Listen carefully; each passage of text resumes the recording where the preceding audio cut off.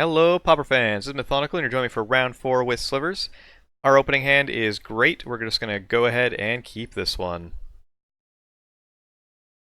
Here, I'm going to go ahead and play the Blossoming Sands. Normally, I would play the Plains and just get the 1-drop out, hoping to draw an untapped source later on. But because we have two 1-drops, I'm going to go ahead and play the Blossoming Sands. That means we can play both of these creatures this following turn, this turn right now. And we're going to be able to follow that up with a Muscle Sliver to get in for quite a bit of damage. We're just going to go ahead with that plan. Opponent gets a free block, but that's okay. And because I really didn't want to have to worry about the witches locking us out at some point in the future, or having that risk, I just decided to go ahead and Mutagenic Growth, get it out of the way, and this allows us to have free reign of attacks going forward and no free blocks either. Lead the Spectre is not a card I was expecting, but we're not too concerned. We're just going to get rid of the worst sliver in our hand. And we have one of those rare triple virulent sliver draws, and we just win with the infect damage because our opponent didn't block. Very quick game one, and that is how Slivers rolls. Gonna roll on over to game number 2 now, and take a look at our sideboard.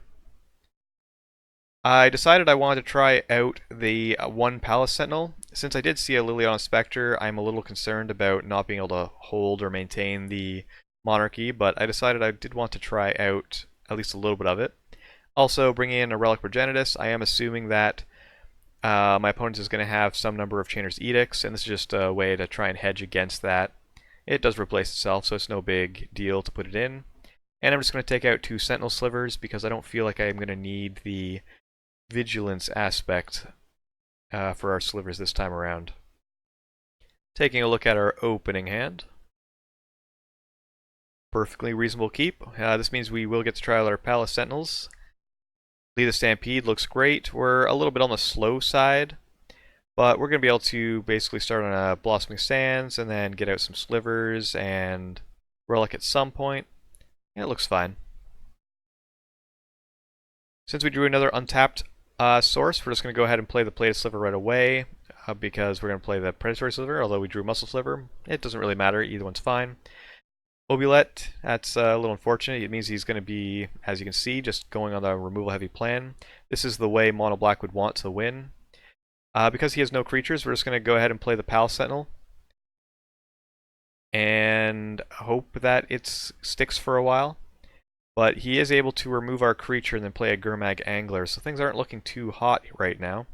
We do have the opportunity to possibly negate a removal spell and block, or whatever, but it turns out he just has a Geth's Verdict. So he's able to remove our creature and steal the Monarch away from us, so things aren't looking too good. We're going to go ahead and play a Lead the Stampede, and we do pick up a number of creatures, which is good. But we're getting crushed pretty hard. A Grey Merchant here is really good for our opponent. Basically, I'm just going to try and play out all the creatures we can, and hope that we can kind of block our way to a win. But we are on a very short clock here due to the witches. We basically have to try and win next turn. Leon Spectre.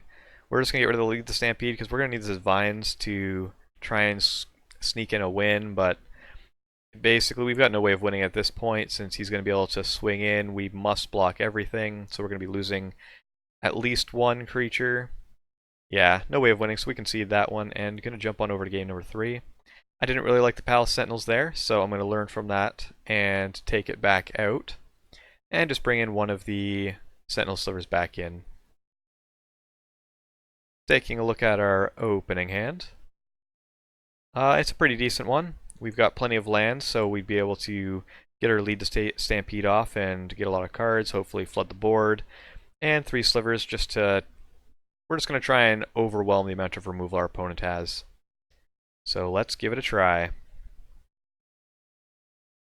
Drawing an untapped source means I'm just going to start playing creatures as much as possible.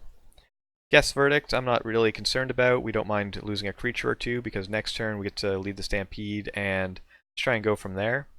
Because we drew a Sinew Sliver, I'm just going to keep the pressure on the opponent. We can get this Lead the Stampede in at some other point.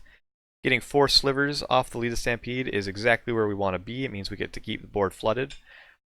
And the opponent concedes here. They do have the opportunity to block our one sinew sliver here, but then they're going to be taking 6 damage down to 5, and there isn't a way that they're going to be able to come back out of this. Opponent did stumble on their land drops, and Slivers does punish that quite aggressively.